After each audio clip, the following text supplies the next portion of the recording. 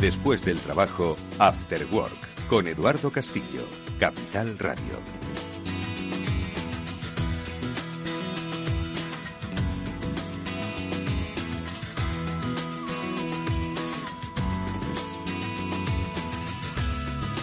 Hola amigos, ¿qué tal? Muy buenas tardes. Bienvenidos un día más a este Cyber After Work, el programa de la ciberseguridad de Capital Radio, que ya comienza aquí en directo en la sintonía de esta emisora y que por supuesto siempre podéis escuchar en diferido, que es como ahora se denominan los podcasts. Lo que pasa es que es un nombre un poco más antiguo, ¿no? Pero no deja de ser radio en diferido cuando estamos escuchando esta grabación, porque al final el contenido que nosotros tratamos de desarrollar aquí con los especialistas que nos acompañan tiene perfecta validez para hoy, para mañana y para dentro de varios días. Ojo que esto de la ciberseguridad cambia y mucho y a una velocidad muy acelerada, pero hay bases de conocimiento que son las que marcan el estado general de las amenazas. Y de eso es de lo que vamos a hablar hoy con los invitados y expertos que van a pasar por aquí, porque enseguida vamos a saludar, por supuesto, a los especialistas de Netskope que nos están mostrando una nueva forma de combatir las inseguridades desde la nube, precisamente inseguridades que vienen desde la propia nube. Bueno, pues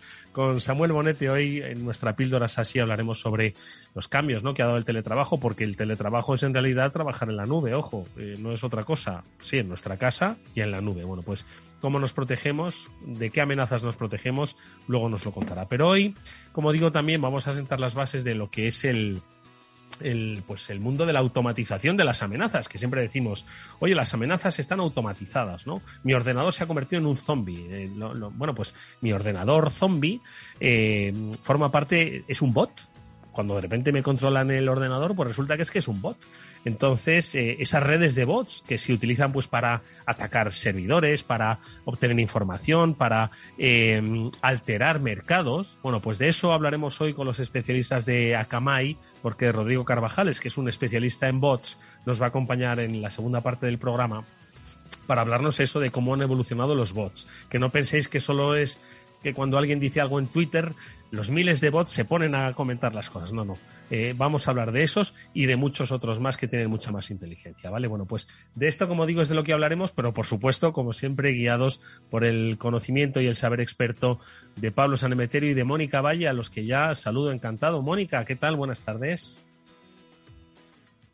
Hola, ¿qué tal? Muy buenas tardes.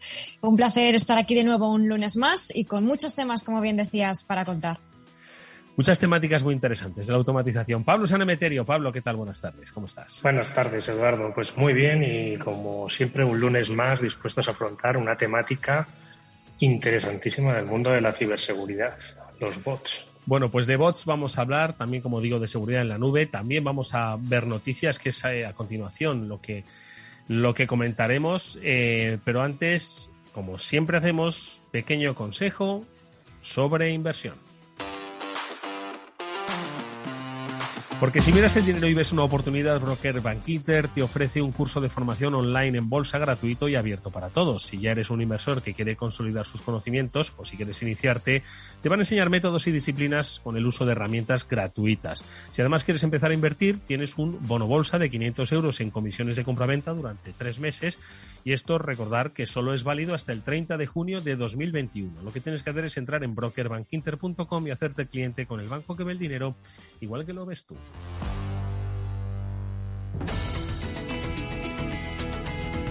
Bueno, pues hoy las noticias nos llevan, madre mía, a nuestro país. Volvemos otra vez al secuestro del oleoducto aquel de Colonial.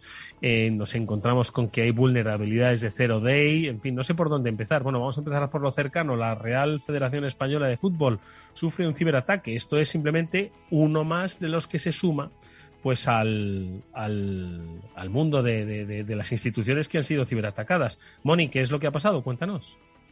Uno más, efectivamente. Pues en este caso es un ciberataque a su página web y resultado de ello han subastado los datos a través de Internet. Vamos a ver un poco qué es lo que ha pasado. Pues como decimos, se ha producido un ciberataque a la página web de la Federación y bueno, el ciberdelincuente ha mandado una serie de pantallazos, ¿no? Para, pues decir que efectivamente tiene esa información, que se incluyen teléfonos, correos electrónicos de jugadores, jugadores, de árbitros, de altos cargos incluso, ¿no? ¿Qué pasa? Pues que fuentes de la federación están restando importancia al incidente, dicen que en la página web en realidad no había datos tan sensibles y que no tiene sentido esto que se está diciendo, ¿no? Aunque sí que reconocen que ha habido algún ciberataque a su página web. Lo que sí que parece que es cierto que se están subastando estos datos y que se pide una cantidad bastante alta en rublos rusos, en este caso, pues para la venta de este contenido. Y se asegura que se tiene bastante información.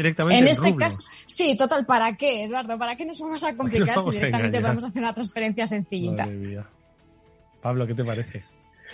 Pues bueno, pues un incidente más de ciberseguridad, como bien comentaba Mónica y como bien decías tú. En este caso, pues además el atacante parece que ha conseguido datos de alta importancia y los está subastando. Como bien dice Mónica, en la página web quizás no tiene mucho sentido que estos datos estuvieran alojados ahí, pero nunca se sabe si el atacante a través de la página web ha conseguido acceder a otros sistemas y de ahí ha conseguido esa información.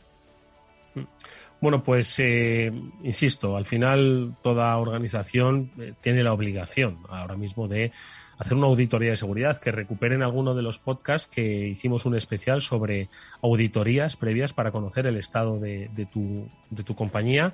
Y ojo, no se trata de sacaros las vergüenzas, ¿eh? Habrá quien tenga mayor protección, menor protección, pero bueno es saber hasta qué punto sois vulnerables y sobre todo, ya no es tanto comprobar qué puertas abiertas o ventanas abiertas tenéis en vuestra organización, sino la información valiosa, cómo la tenéis protegida. ¿Sabéis cuál es la información valiosa de vuestra compañía? Porque es que igual estáis protegiendo una cosa y estáis desprotegiendo lo que es realmente válido para la organización. En fin, ahí va el consejo a propósito de este ataque que ha recibido la Federación Española de Fútbol.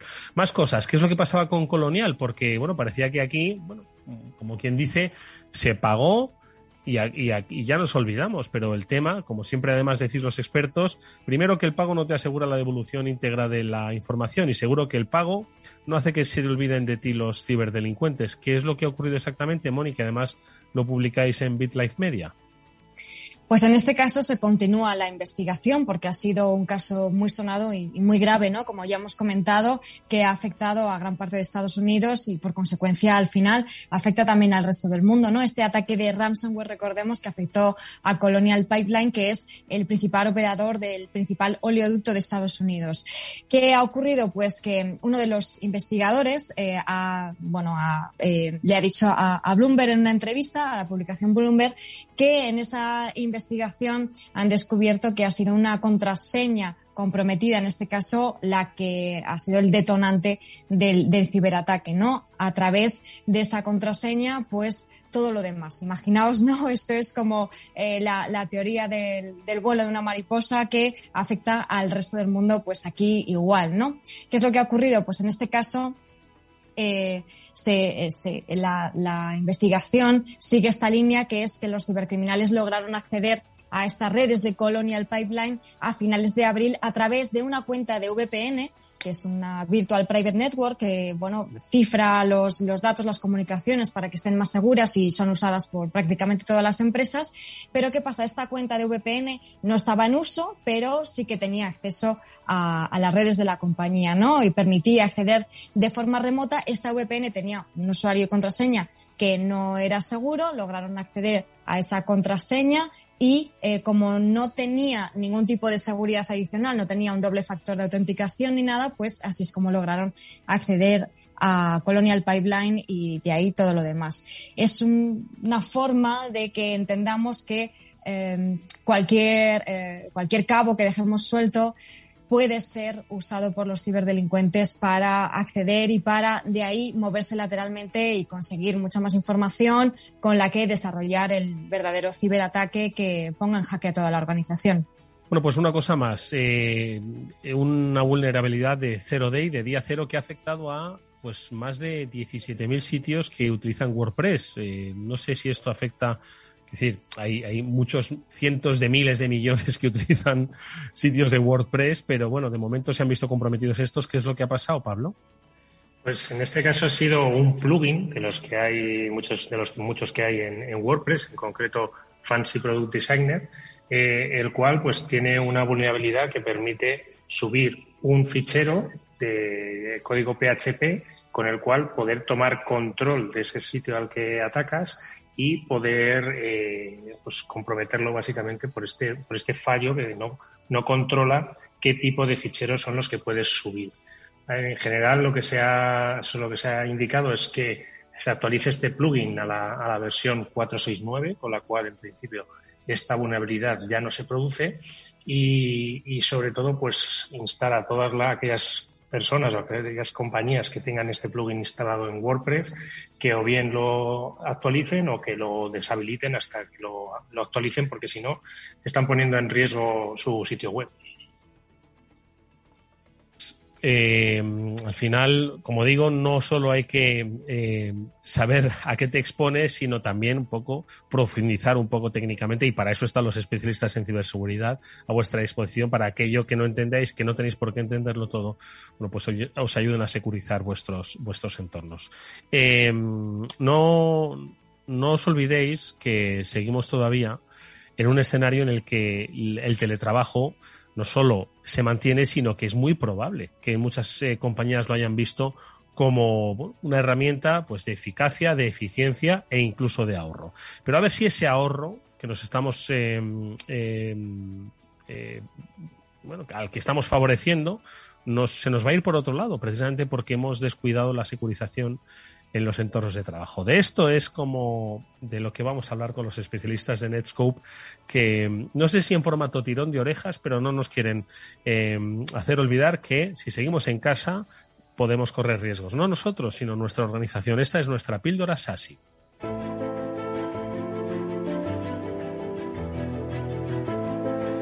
Y hoy nos acompaña, es un gusto verle. Nos gusta ver a todo el equipo de Netskope, porque como ya la audiencia de este programa lo reconoce, bueno, pues saben y mucho de lo suyo, ¿no? Pero esto es como aquello de los dinosaurios, ¿no? La primera persona que vimos de Netskope es Samuel Bonete, y a Samuel le tenemos un especial cariño. Samuel, ¿qué tal? Muy buenas tardes. ¿Qué tal, Eduardo? Me tomaré lo de dinosaurio como un cumplido. Un cumplido, no me lo tomo de malas. Aquello de que uno se encariña con la primera persona que ve. Claro que sí. Samuel es Regional 6 Director de Netskope y con él, pues no sé, Samu, si he hecho bien en decir tirón de orejas. Ojo, que muchos seguimos teletrabajando, que muchos van a continuar teletrabajando pese a que las circunstancias van a mejorar y que conviene un poco recordar que los entornos cambian pese a que parezca que estamos conectados, de una manera además muy eficaz con nuestra oficina. Haznos un recordatorio de ese escenario y cuáles son los riesgos, pero ojo, también las soluciones. Bueno, Edu, pues muchas gracias por la introducción y muchas gracias también a la audiencia por estar hoy aquí con nosotros. Así, a grandes rasgos, cuando empezó la pandemia y todo el coronavirus, lo primero que buscamos en las organizaciones fue pues intentar que el trabajador tuviese acceso remoto a todos los recursos internos, ¿no? Y lo habréis visto a las organizaciones yendo como pollos sin cabeza, montando VPNs y más VPNs y más VPNs para poder acceder a recursos internos. Cosas que han llevado a, como comentaba antes Mónica, ¿no? A malas configuraciones dentro de las VPNs o configuraciones en las que un usuario, una vez logado dentro de la corporación, pues tenía acceso a todos los recursos de la corporación, cosa que nunca debe de pasar, ¿no? Se hizo todo a prisa y corriendo buscando la conectividad del usuario hacia los recursos internos. Otra cosa que se hizo también a prisa y corriendo en aquel momento, cuando tuvimos la pandemia, fue el mover aplicaciones o servicios a la nube. Si queríamos que el usuario pudiese trabajar, pues aquel que no había ido a 365 aceleró la adopción de 365, aceleró la adopción de G Suite, aceleraron la adopción de aplicaciones SaaS. Y la otra que se hizo, y también juntando las dos cosas, juntando la adopción de cloud y la adopción de VPN, fue pensar que podíamos dar un acceso seguro al cloud y a la web, metiendo todo el tráfico de nuestros usuarios por la VPN hacia la oficina y desde ahí sacándolo a Internet, ¿no? Y cuando intentamos utilizar el Teams desde nuestra casa al mismo tiempo, yendo hasta la oficina para luego ir a Internet, nos dimos cuenta de que estos modelos no funcionaban. Yo creo que hay un antes y un después. El antes es todo lo que hicimos a prisa y corriendo para intentar mitigar el impacto y conseguir que los usuarios trabajaran más o menos con la misma experiencia estando en la oficina que estando desde su casa, y el después es qué vamos a hacer ahora para securizar este nuevo contexto del usuario en movilidad y del usuario teletrabajando, pues como dices tú, Edu, por mucho tiempo, porque yo creo que está súper manida la frase, pero esto ha llegado para quedarse. Afortunada o desafortunadamente, según le preguntes, pero el teletrabajo ha llegado para estar con nosotros más tiempo. Ahí lo que veo es que las organizaciones tienen que dar ese siguiente paso, el paso de decir, venga, hemos mitigado el problema, ahora tenemos que transformar nuestra seguridad. ¿Y transformar nuestra seguridad qué significa? Pues significa conseguir que el trabajador remoto pueda seguir trabajando desde su casa como si estuviese en la oficina, pero sin trabajar con esa manera de meter todo el tráfico por VPNs tradicionales hacia el perímetro tradicional. Una cosa, Samu, y ahora me comentas un poco, bueno, pues ese proceso de securización de ese entorno remoto.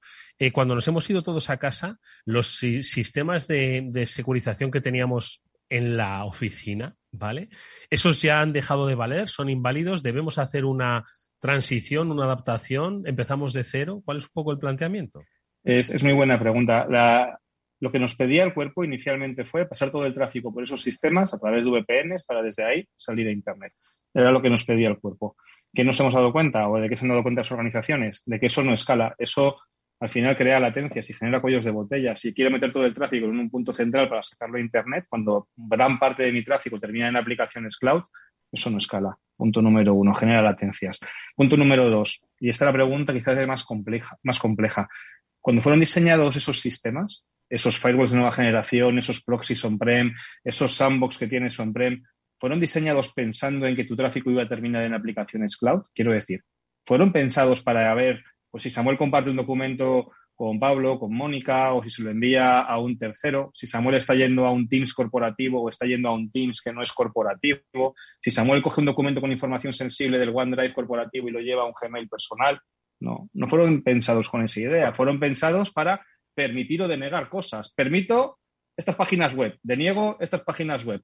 Permito el Office 365, deniego el Office 365. Entonces nos encontramos con una coyuntura en que, punto número 1, meter todo el tráfico en un punto central no vale, porque no escala, es la primera de las conclusiones. La segunda de las conclusiones, ese stack perimetral que teníamos es un stack perimetral anticuado. ¿Anticuado para qué? Para entender lo que está pasando en la nube. Y ahí llega todo el concepto detrás de SASE, toda la moda detrás de SASE, que es una moda con mucho fundamento, porque al final, ¿en qué consiste? Consiste en mover funcionalidades de seguridad que tenías en tu perímetro tradicional, ese proxy, esa VPN, ese sandbox, ese DLP, ¿moverlos a dónde? A la nube. ¿Con qué idea? Con la idea muy sencilla, que si lo deslocalizo del perímetro tradicional, lo pongo en una nube, conseguiré que el usuario, con independencia de donde esté, en cuanto abra su ordenador, vaya a ese punto de control, que es la nube de Netscope, y desde ahí pueda navegar seguro, consumir SaaS seguro y, cómo no, acceder también a los recursos internos seguro. Porque yo le quiero dar al usuario la misma experiencia que cuando está dentro de la oficina, pero en el contexto nuevo de usuario en movilidad. Navega seguro, consume SaaS seguro y le dejo acceder a los recursos internos seguro. Ese es el concepto detrás de SASE. Hay mucho más, ¿no?, detrás de todo esto. Por ejemplo, estamos hablando siempre del ahorro de costes. Cuando estábamos hablando de tener tu stack de perímetro tradicional, tus firewalls, tus proxies, tus cajas, pues tienes que tener redundancia, tienes que parchear. Si sale una vulnerabilidad de las VPNs, tienes que andar parcheando las concentradoras. Aquí no, aquí todo lo que es operación te lo estás ahorrando. ¿Por qué te lo estás ahorrando? Porque es un servicio en la nube. Yo te doy ese servicio. Tú lo único que tienes que hacer es pasar el tráfico a través de Netscope y a partir de aquí el usuario navega seguro, va a web seguro, va a SaaS seguro y accede remotamente a los recursos internos. Es la magia, ¿no?, detrás de todo el SASE. Pablo, reflexiona un poco. Es que oyendo a Samuel dice, pues es que es de toda lógica. Es decir, no solo es uno piensa en el tráfico, ¿no? Dice, oye, si es que vamos a hacerlo eficaz, eficiente y de sentido común, ¿no? Si estamos todos trabajando y nos dirigimos hacia un trabajo en nube, vamos a pensar que la segurización tiene que ser desde hacia, ¿no? Es así, Pablo. Totalmente de acuerdo, Eduardo. O sea, es que yendo hacia un mundo cada vez más en cloud y más en que los costes se van ajustando al consumo que haces de recursos, tiene todo el sentido de ir yéndote hacia SASE y poder proveerte de estas medidas de seguridad que además, curiosamente, hemos estado hablando de un caso en el que simplemente una credencial que sea alguien que se ha escapado de una cuenta que no tenías muy controlada ha sido el punto de entrada a una organización y a la parada del oleoducto. O sea, en esas VPNs tradicionales que está hablando Samu, en este sentido, Samu, Netscope, entiendo que provee una serie de soluciones y de servicios para poder acceder a las empresas de forma segura. Mira, es que lo has clavado. El problema de las VPNs tradicionales, ¿cuál es? Varios, ¿vale? Pero realicemos dos. Estás publicando algo, tienes una IP publicada, un puerto abierto, algo que nos hemos encontrado durante estos meses con múltiples vulnerabilidades, las concentradoras VPNs. No ha sido el problema en Colonial, ¿no? En Colonial ha sido un robo de contraseña. Pero ¿cuál es el otro problema normal de las VPNs tradicionales? La limitación de privilegios. Un usuario normalmente está acostumbrado a terminar una VPN y estar dentro de la red interna y moverse libremente dentro de la red interna. Seguro que en Colonial ha pasado algo similar. Había una libertad de privilegios brutal para aquella credencial o para aquel usuario, y el usuario ha podido conectarse a la VPN y a partir de ahí, moverse lateralmente por toda la organización. SASE enfoca un modelo de Zero Trust Network Access. Yo te voy a dar acceso remoto a los recursos internos. El usuario va a navegar seguro, va a ir a SAS seguro, también va a tener acceso remoto a los recursos internos, pero en un modelo de Zero Trust Network Access. ¿Qué quiere decir esto? Solamente equipos corporativos van a poder acceder a los recursos internos. Si tú quieres, ¿no? No vas a poder acceder a todos los recursos. Vas a poder acceder solamente a los recursos a los que tengas privilegio. Si puedes ir al Oracle, irás al Oracle. Si puedes ir a una base de datos, irás a otra base de datos. Pero no vas a poder llegar a toda la red. Solamente vas a poder llegar a los recursos a los que tengas acceso. Siempre estarás autenticado, de forma que para poder consumir un recurso interno, te voy a pedir autenticación. Me voy a asegurar siempre de que la identidad sea la tuya. Si te han robado la credencial, puedo forzar incluso también segundos factores de autenticación antes de que llegues a un recurso interno para que no pueda un usuario con una entidad suplantada consumir eso. De todas formas, lo que estamos hablando es Zero Trust Network Access dentro de un marco más global, que es el marco de SASE. Como dices tú, Samu, normalmente dice, ¿cómo es aquello de recuerda que el futuro que el futuro de la seguridad está en la nube, pero no se nos puede olvidar a ninguno. Oye, acordaros todos que el futuro de la seguridad está en la nube, Edu. Yo estaba pensando una cosa por lo que ha contado Samuel, ¿no? Cómo hemos aprendido, cómo la sociedad ha aprendido, cómo las empresas han aprendido. Y entonces también me pongo poético y digo, caminante no hay camino, se hace camino al andar, y si es con ayuda de la nube, pues se hace mucho más sencillito. Y hoy lo hemos comprobado gracias a esta tecnología. Estaremos encantados de ayudaros. De todas formas, si no podéis esperar a hablar con nosotros, bajaros un libro que hemos publicado. Lo pongo aquí, pero el fondo no me lo deja enseñaros. Es una guía de arquitectura SASE para dummies. Lo podéis buscar en nuestro sitio web, una arquitectura SASE para dummies. Vale. Es un libro muy, muy interesante, es pequeñito, 60 páginas, 70 páginas. Se lee muy rápido y os da una visión genérica de por qué el SASE os va a ayudar. Yo leeré cuando saquéis el de Teo aprende SASE, entonces ese es para mí, ¿vale? El de Dummy sigue siendo difícil para mí. Ahí está, Samu Bonet, es Regional SIS Manager de Netscope. Gracias por haber estado con nosotros, un placer verte. A vosotros y a toda la audiencia. Y no os olvidéis, el futuro de la seguridad está en la nube. Está en la nube. Hasta pronto. Bueno, si inviertes en bolsa, esto te interesa. XTB tiene la mejor tarifa para comprar y vender acciones y ETFs, cero comisiones hasta 100.000 euros de nómina. Si inviertes en bolsa o quieres empezar, más sencillo imposible. Entras en xtb.es, abres una cuenta online y en menos de 15 minutos puedes comprar y vender acciones con cero comisiones. Además, con atención al cliente en castellano, disponible las 24 horas del día. Ya son 300.000 clientes los que confían en xtb.es. Riesgo 6 de 6, este número es indicativo del riesgo del producto, siendo 1 indicativo del menor riesgo y 6 del mayor riesgo. Eduardo Castillo en Capital Radio, After Work. Bueno, pues como decíamos al principio del programa, vamos a hablar de bots y de redes de bots. Seguro que para nuestros oyentes, pues hay bots más o menos conocidos, más o menos maliciosos, pero no acaban de aclararse con el universo bot. Yo tampoco, ¿vale? Porque hay bots, por ejemplo, de esos a los que muchos dicen que en Twitter lanzan a sus bots contra determinada cuenta. Hay aquellos bots que hacen secuestrar ordenadores y que nuestro ordenador forma parte de una red de bots, pues para quizás minar criptomonedas o para atacar a un sitio.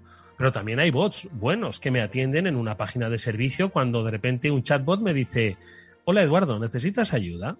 Bueno, pues hay bots de todo tipo, ¿no? Entonces, nosotros hoy vamos a hablar de los malos, sobre todo de los que pueden afectar o alterar el curso normal de nuestro negocio, de nuestra economía. Vamos a saludar a Rodrigo Carvajales, que es especialista y experto en bots y en redes de bots de Akamai. Rodrigo, ¿qué tal? Muy buenas tardes, bienvenido. Buenas tardes, Eduardo, muchas gracias, todo fenomenal. Oye, ahora te voy a preguntar por toda esa tipología, pero antes preguntarle, como siempre, a Pablo y a Moni que nos hagan un poquito, una pequeña píldora sobre ellos en su mundo experto de ciberseguridad. El mundo bot, ¿cómo lo consideráis? ¿Cómo lo calificáis? A ver, Pablo, pregunto. A ver, yo lo califico como una realidad constante y una amenaza constante que tienen todos los usuarios de Internet, ya no solo las organizaciones, porque el que tu equipo pase a formar parte de una red zombie o pase a ser un bot es algo que lleva ocurriendo desde hace mucho tiempo, casi desde que Internet está con nosotros más o menos de forma masiva, y que es algo que no ha desaparecido. Y eso es porque, de alguna forma, uno, los malos es rentable y dos, no les estamos nosotros poniendo ningún tipo de impedimento. Moni. Uh-huh. Sí, como bien dice Pablo, al final este problema de los bots, ¿no? Al final esta automatización también es una de las mayores amenazas y problemas actuales y pasados, ¿no? En el ámbito de la ciberseguridad y que goza pues mucha popularidad en el mundo del cibercrimen porque, bueno, muchas veces con pocos recursos consiguen mucho porque al final, en este caso, digamos que lo que importa es el tamaño normalmente de esas redes de bots. Ahora nos contará Rodrigo, pero claro, pueden construir redes de bots enormes, gigantescas, que pueden hacer muchas cosas y muchas cosas malas, ¿no? Como vamos a ver, entonces hay que aprender cómo luchar y cómo detener ese impacto de los bots en la empresa para que no nos suponga un problema. Bueno, pues venga, vamos allá, Rodrigo. Acótanos un poco, porque como ha explicado Pablo, como bien ha explicado Mónica, esto no es un problema nuevo, es un problema que existe desde casi que existe Internet y la automatización, ¿no? Hacia, bueno, pues el efecto negativo es algo que también ha existido, ¿no? Entonces, no sé si que nos hagas quizás un pequeño balance muy breve de dónde venimos y dónde estamos ahora y a partir de ahí pues comentar pues cuáles son esas principales amenazas que conocen las empresas, que desconocen las empresas y ojo, y si hay soluciones, si desde Akamai además las trabajáis y las ofrecéis a la industria. Cuéntanos, Rodrigo.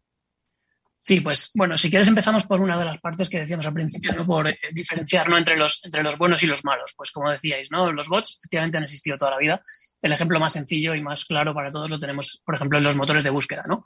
Al final no es más que un software que se dedica a escanear todas las webs, indexar su contenido y guardarlo en su base de datos para luego ofrecer a sus usuarios el contenido de manera rápida, ¿no? Luego pensemos, ya digo, como los tenemos de todos los colores, por hacerle un poco una escala de 3 tipos, ¿no? Pensemos en un bot que podría ser dudoso, ¿no? Imaginaros que yo tengo una tienda de ropa y que yo en mi tienda de ropa muestro el stock de mis productos a mis clientes, ¿vale? Y entonces yo, de esta manera, imaginaros una tienda de ropa muy sencilla, ¿vale? Si fuera una tienda de ropa muy compleja, tendría otras maneras de controlar el stock. Pero imaginaros que yo me desarrollo un bot, simplemente que me controle el stock de mis prendas y que me avise cuando tenga alguna prenda que le quede poco stock, de tal manera que yo pueda encargar más. Eso, como es un bot que me lo he hecho yo, es bueno, pero imaginaros si yo uso ese bot contra un competidor. Yo no solamente puedo predecir cuánto dinero está ganando, qué productos está vendiendo más, podría pensar cuánto dinero está ganando ese competidor, ¿no? Si me puedo comparar con él, etc. Entonces, ya digo que ahí depende el mismo bot, dependiendo de cómo se use, ya puede tener unas connotaciones más tirando hacia el mal que hacia el bien, ¿no?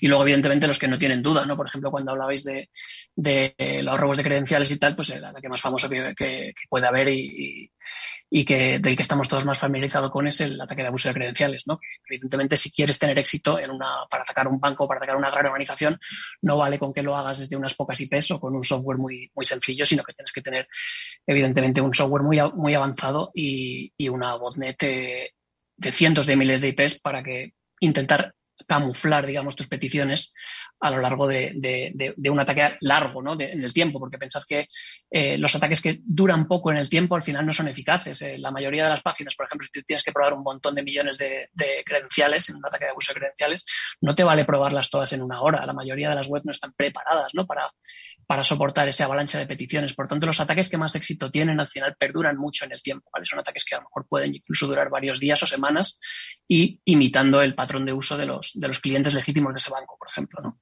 Oye, Rodrigo, de la misma forma que hemos hablado aquí del malware, ¿no? Pues que hay una organización pues que utiliza un malware para entrar en una empresa, robar la información, encriptar, bloquear el acceso y pedir un rescate.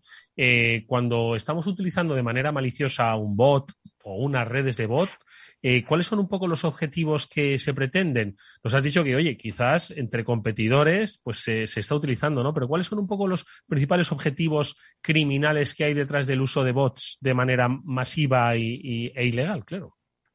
Pues son múltiples y muy variados.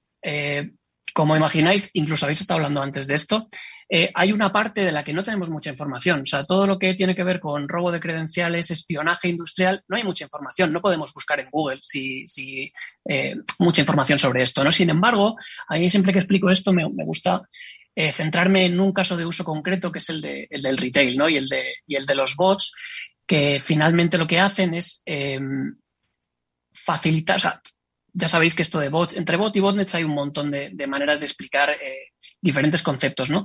A lo que me refiero es, si nos fuéramos al concepto más puro del tipo bot es un software que se utiliza en una web para sacarle un determinado rendimiento, un determinado contenido o explotarlo de alguna manera, me gusta mucho explicarlo desde el punto de vista de los bots en el sector retail en el ámbito de los productos específicos y limitados. ¿Vale? Que al final esto lo que ha abierto es una industria nueva completamente, ¿no? Esto, pensad que la reventa es uno de los negocios más antiguos que hay en el mundo, que ha sido disrumpido recientemente por el uso de las nuevas tecnologías, evidentemente. Las barreras físicas se han roto, ya no hace falta que estés en un estadio de fútbol, en una plaza de toros físicamente para comprar unas entradas, sino que las puedes comprar y revender en remoto, ¿no?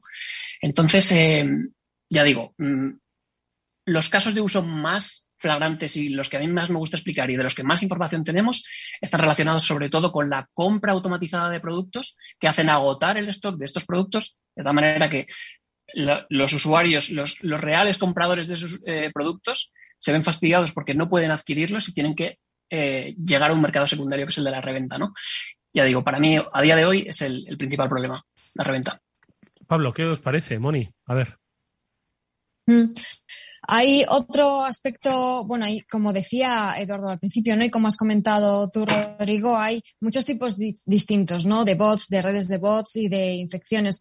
Y hay una que durante los últimos años también ha estado dando bastantes problemas, que son redes de bots un poco más complejas, ¿no? Que son capaces también de autopropagarse y que encuentran dispositivos de forma automática, ¿no? Dispositivos que son vulnerables, que tienen algún tipo de vulnerabilidad o de fallo, consiguen infectarlos y de forma que automáticamente, ¿no? Van metiendo cada vez más bots, más dispositivos dentro de la botnet para infectar más dispositivos y así hasta el infinito, ¿no? Si pueden. Y de esta forma, pues, perpetrar otro tipo de ciberataques con ellos. ¿Qué opinas de este tipo de redes y cómo se puede luchar también contra ellas? Bueno, esto va más desde el punto de vista de la infección por malware, ¿no? Que al final, pues esto se ve mucho, sobre todo con lo más famoso son las infecciones de cámaras y de dispositivos IoT, ¿no? Por lo general. La parte en la que nosotros nos centramos más es más bien en la parte de defenderte de los ataques que hacen los usuarios una vez que han alquilado los servicios de estas botnets. ¿Vale? Es decir, lo que tú comentabas efectivamente, es que como comentaba, esto se ha montado todo en industria, ¿no? Entonces, en esta industria tienes a gente que se dedica a hacer el ataque de abuso de credenciales para adquirir esas credenciales y segundo, venderla en un mercado secundario, pero por otro lado también tienes al cracker que se dedica a infectar muchos dispositivos, conseguir esa botnet, una botnet de cientos de miles de IPs, y luego esta persona la utiliza para diferentes fines. O bien la alquila para hacer un ataque de denegación de servicio distribuido, por ejemplo, o bien la alquila para poder conseguir, por ejemplo, imaginaros lo que os estaba comentando antes. Un usuario adquiere un software para comprar, por ejemplo, una edición limitada de unas zapatillas y luego poder revenderlas. Este usuario que ha adquirido ese software debe hacer uso de esa botnet que previamente ese otro, el cracker, ha generado en base a dispositivos IoT. ¿Y cómo usa esto? Pues ese software le dices que utilice esta botnet de tal manera que distribuye muchísimo más sus peticiones, de tal manera que las camufla muchísimo mejor y nuestros clientes, que al final son los retails online, no son capaces de distinguir si esas peticiones vienen de usuarios legítimos que quieren comprar esas zapatillas limitadas o si vienen de un bot. Cuando todo te viene de unas pocas IPs o te viene con un patrón muy claro, es muy fácil distinguirlo y pararlo. Cuando ya empiezas a utilizar estas botnets que previamente se han generado de la manera que tú comentabas, pues es mucho más difícil, ¿no? Y esto, fijaros que ha evolucionado no solo desde el punto de vista de la distribución, sino que originalmente esto en el mundo de los bots, hace 5 años, los bots eran todos muy rudimentarios. Al final era un script, que eso, lo que comentaba, se lanzaba desde unas pocas IPs, ni siquiera tenían soporte de cookies ni JavaScript, y lo que se hace hoy en día es levantar navegadores que graban el mismo flujo de navegación que hace un usuario, haciendo los clics, rellenando los formularios, tecleando, haciendo absolutamente todo, incluso imitando el patrón a las horas a las que navegan los usuarios de ese cliente, ¿no? Por ejemplo, imaginaos un cliente que solamente tiene negocio en Europa, ¿vale? Pues ese bot, pues esos especialistas lo que van a hacer es centrarse en las horas para camuflarse, ¿no? En las horas de negocio de USA, evitando de España y de Francia y de Italia, por ejemplo, de Europa, evitando las horas de la noche, por ejemplo, de tal manera que se hagan muy difíciles de detectar, ¿no? Y esto que comenta Rodrigo, el caso de personas que se dedican a la reventa y que contratan los servicios de un cibercriminal, de un ciberdelincuente, yo creo que es un nuevo estadio, ¿no? En el que nos encontramos, en el sentido en el que ya hemos dejado claro, ¿no? Que es que hay cibercriminalidad as a service, ¿no? Pero esto yo creo que va un paso más allá, ¿no? En el sentido en el que uno cree que, bueno, está contratando una herramienta que yo creo que hasta desconoce si tiene carácter ilegal, pues para ser mucho más eficaz a la hora de pues adquirir esos productos que sabe que van a tener un valor de mercado posterior, ¿no? Como el que compra acciones antes de una gran operación, ¿no? Entonces, yo creo que esto es, no sé, Pablo, qué te parece, también para que le comentes a Rodrigo, que da como la sensación de que estamos en un siguiente nivel de la relación de ciudadanos con la ciberseguridad.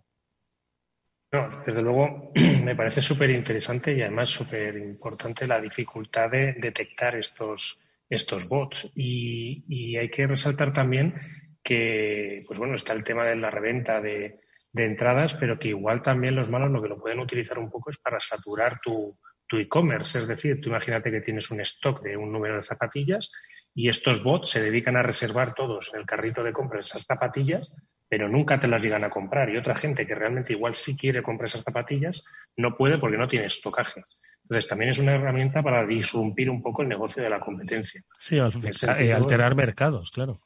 Exacto. No sé si, Rodrigo, han visto ataques de este estilo o se han visto algún grupo que utilizara este tipo de técnicas y un poco pues preguntarle también cómo ellos desde Akamai protegen a los clientes de este tipo de bots y de problemas de dejar a la gente sin la mercancía que realmente quieres vender.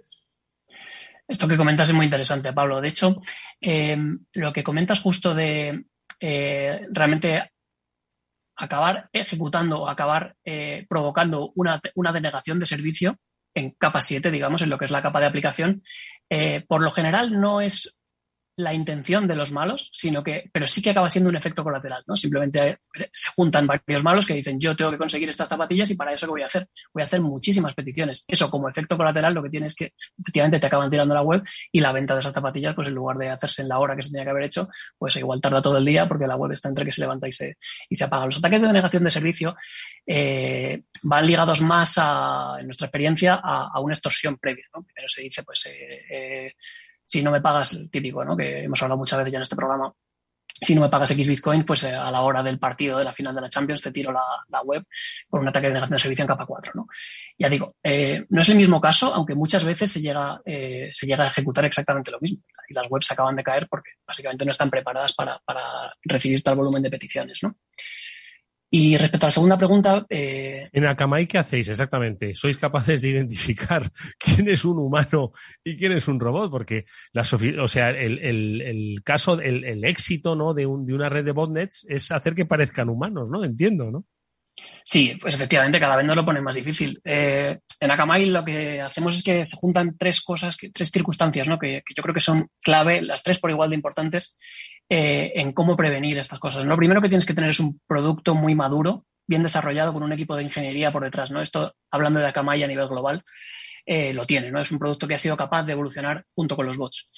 ¿Por qué ha sido capaz de evolucionar junto con los bots? Pues aquí viene la segunda pata, ¿no? No vale con tener el mejor equipo de desarrollo si no tienes el tráfico en el que, o los clientes, que los bots están muy interesados en explotar. Nosotros vamos aprendiendo de la mano de los malos, ¿no? Aprendiendo de lo que hacen en un cliente y mejoramos nuestro producto y lo extendemos para todos los demás clientes, ¿no?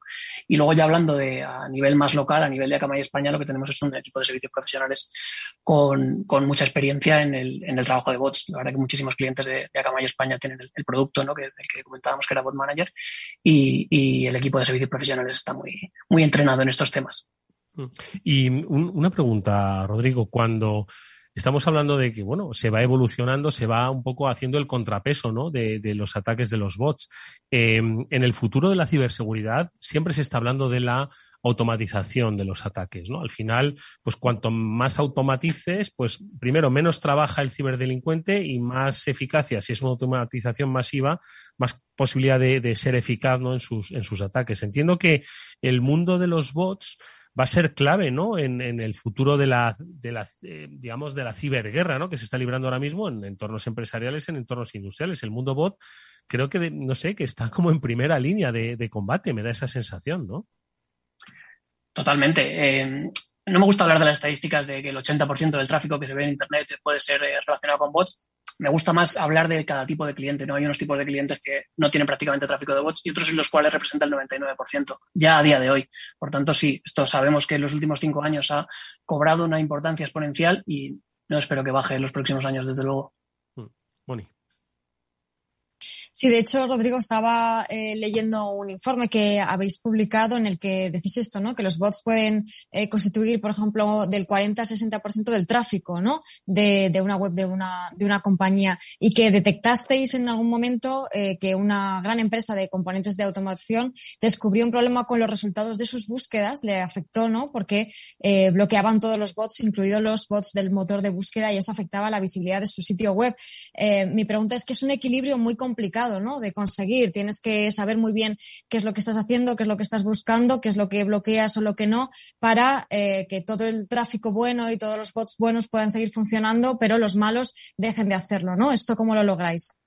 Es fundamental esto que dices, Mónica, porque efectivamente tú no puedes aplicar el nivel de protección máximo, digamos, a toda la web. Yo lo que le digo a todos mis clientes es que tenemos que entender para cada cliente dónde están los bots malos y aplicar las medidas más restrictivas solamente en estos sitios. Porque el problema que tú has comentado de los motores de búsqueda es un problema recurrente, efectivamente. ¿Quién es un cliente de Akamai? Es decir, ¿quién necesita una protección frente a bots?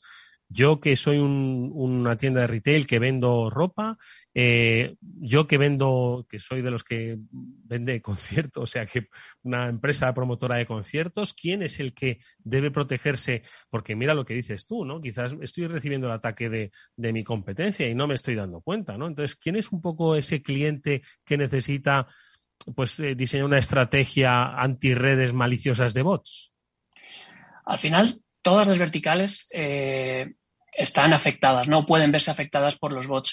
Me gustaría dividir un poco por tipo de ataques, ¿no? Por ser un poco más ilustrativo. Por ejemplo, si eres un banco o eres una empresa que ofrezca vídeo o música bajo demanda, probablemente el ataque, que más te puede preocupar, es un ataque de abuso de credenciales, ¿vale? Los bots en estos clientes se suelen centrar en la parte de ataque de abuso de credenciales, por tanto, formulario de login, etc., ¿vale?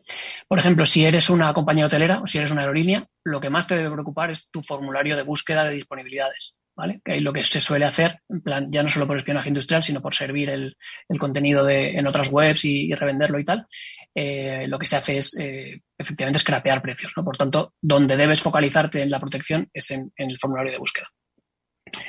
Y sin duda, en la parte de las compras automatizadas, aquí el sector retail es el que se lleva la palma, ¿vale? En scrapping de precios, robo de precios, de precios como tal, para luego, yo qué sé, cualquier retail importante, cualquier marca que luego le copian sus productos en China o donde sea, tienen todo el día bots escaneando sus productos, bajándose las nuevas fotos, actualizando precios. ¿Vale? Entonces, al final, todas las verticales están un poco afectadas. Algunas son más críticas que otras. Yo, personalmente, donde más evolucionados he visto los bots es en lo que comentaba de los productos que venden ediciones limitadas en el sector retail, en el sector minorista, ¿vale? Porque es lo que al final alimenta toda esta industria que comentaba, ¿no? De un desarrollador que al final puede ser un informático que simplemente aplicando los conocimientos de la carrera empieza a desarrollarse su propio bot simplemente para conseguir aquello que quería comprar pero no puede, ve que luego hay gente que estaría dispuesta a pagar un dinero por este producto que él ha diseñado. En el momento que ya tiene una red de clientes se ve obligado a mejorar este producto, ¿no? Para poder adaptarse y seguir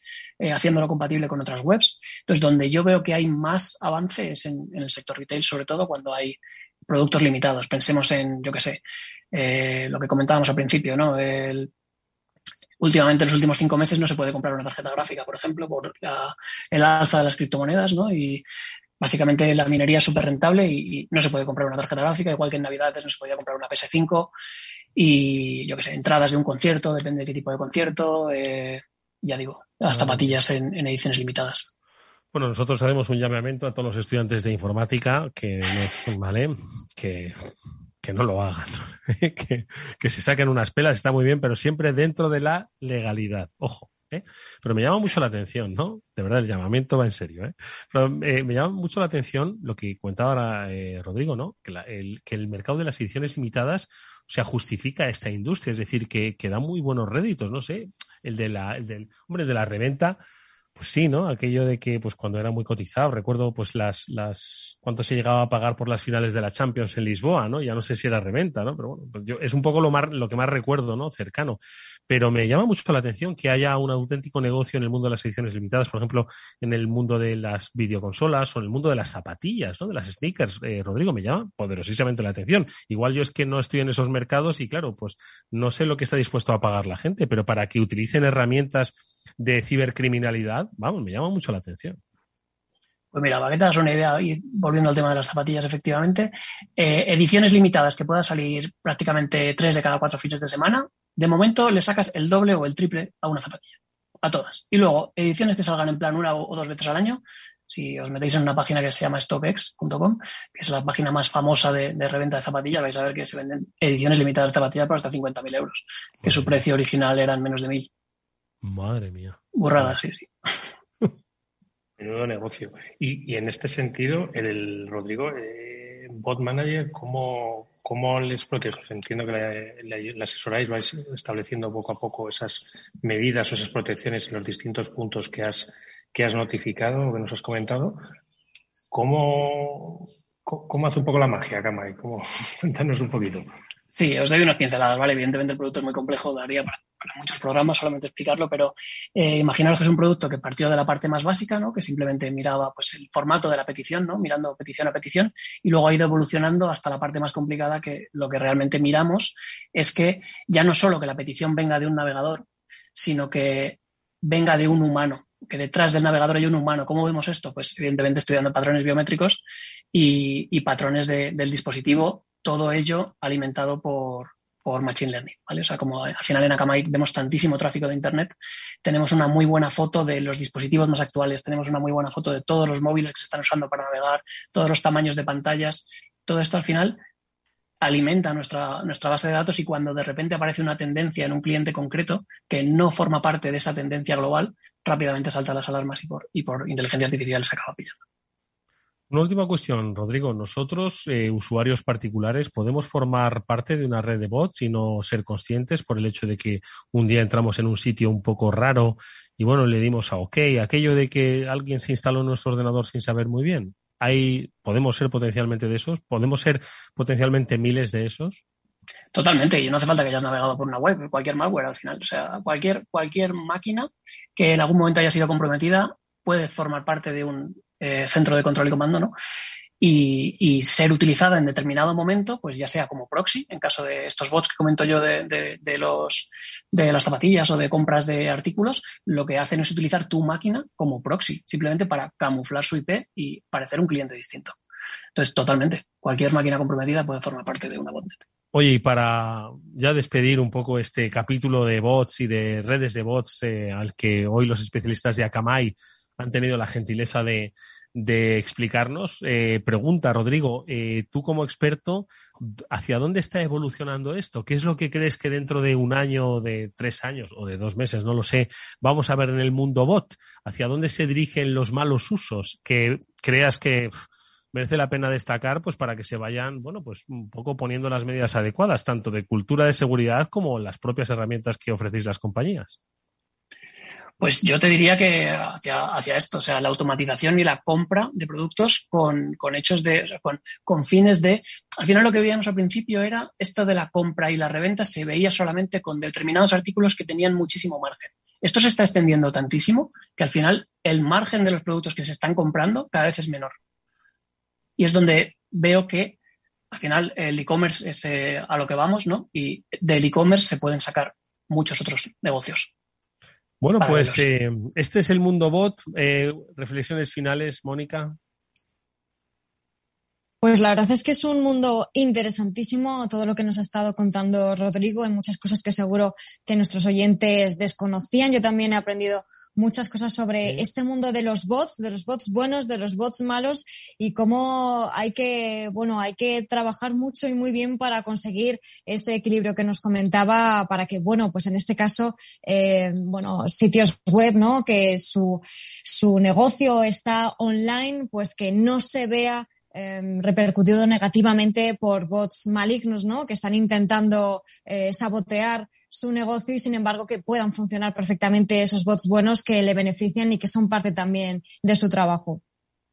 Pablo.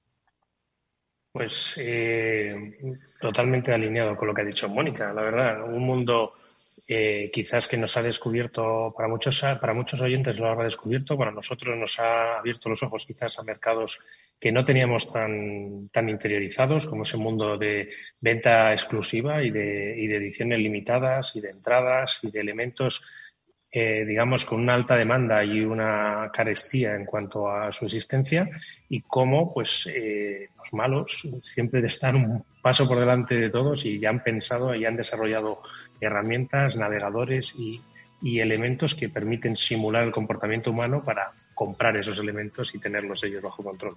Bueno, pues que sepáis, estábamos todos, Rodrigo, mirando StockX, pero no nos deja entrar. Yo no sé si es que han tenido algún problema ahora mismo, pero lo estábamos comentando, ¿verdad? Que no nos deja entrar. Queremos comprarnos las zapatillas exclusivas. No sé yo, pero vamos, es que estaba mirando, luego me he puesto a mirar por internet y efectivamente hay ediciones limitadas de unas zapatillas de las clásicas firmas que es que las venden a $3.300. $3.300, unas zapatillas que se gastan. En fin, el mundo es así, pero bueno, la tecnología también está para entenderla. Nos ha ayudado mucho Rodrigo Carvajales, experto en bots de Akamai Technologies, al que le agradecemos que nos haya acompañado estos minutos. Volveremos a vernos, Rodrigo. Mil gracias, mucha suerte. Hasta muy pronto. Muchas gracias. Y Pablo San Emeterio, Mónica Valle, que nos despedimos hasta la semana que viene, que volveremos como siempre en el Cyber After Work de Capital Radio, que nos vemos y que nada, como siempre, muchas gracias, Pablo, Mónica. Hasta pronto, muchas gracias. Sí, siempre, Eduardo. Amigos, nos despedimos hasta mañana, que volveremos en el After Work de Capital Radio, 19 horas como siempre, con Néstor Betancor gestionando técnicamente el programa. Os habló Eduardo Castillo. Hasta mañana, cuidaros mucho.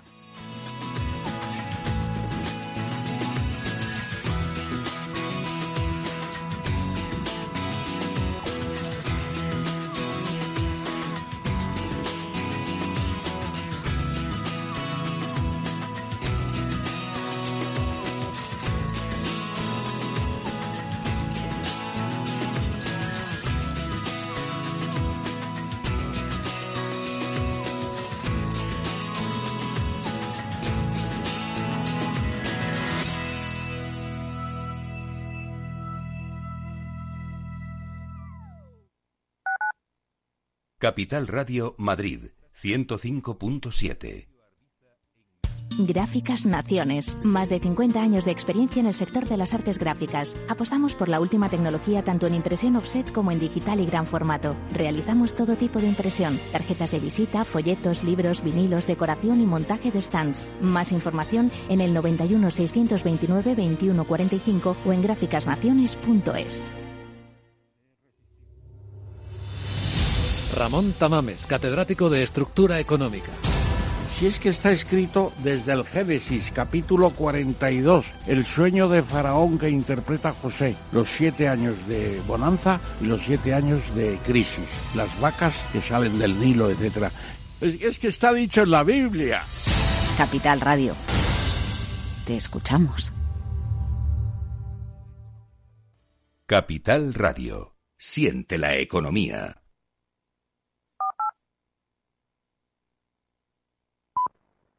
¿Microempresario? No, tú eres David, capaz de enfrentarte a diario contra Goliaths. Por eso lanzamos Negocio Ilimitable de Vodafone, para que tu negocio tenga todas las herramientas que necesitas. Infórmate en vodafone.es/negocio ilimitable. Vodafone Business. Together we can.